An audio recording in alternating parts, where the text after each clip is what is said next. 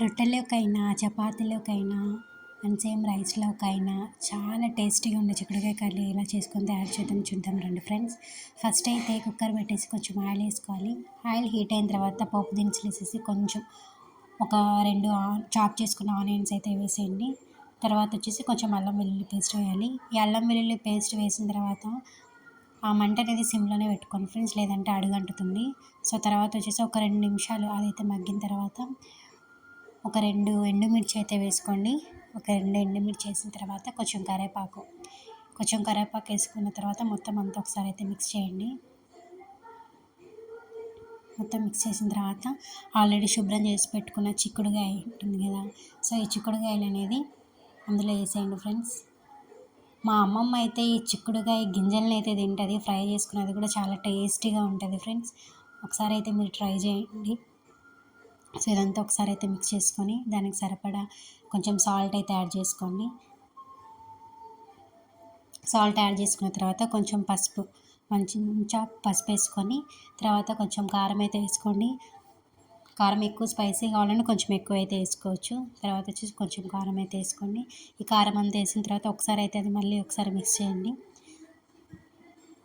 ఒకసారి అంతా మిక్స్ చేసిన తర్వాత ఆ చిక్కుడుకాయలు ఉడకడానికి కొంచెం అయితే ఒక టీ గ్లాస్ ఆఫ్ వాటర్ అయితే వేయండి ఫ్రెండ్స్, దానివల్ల త్వరగా ఉడుకుతుంది.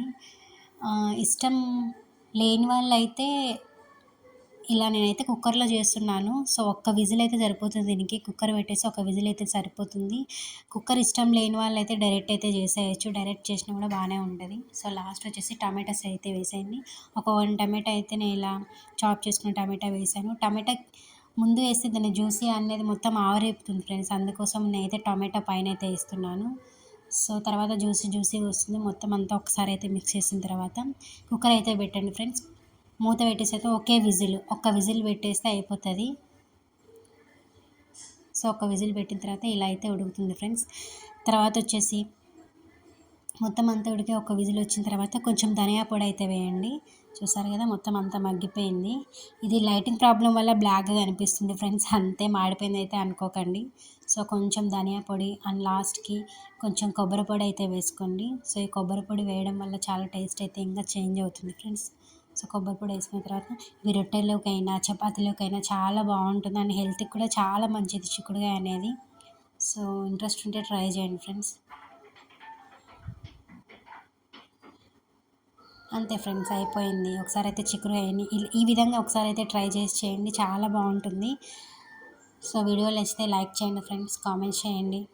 ఛానల్ని మాత్రం సబ్స్క్రైబ్ చేసుకోండి friends. Thank you. Okay bye.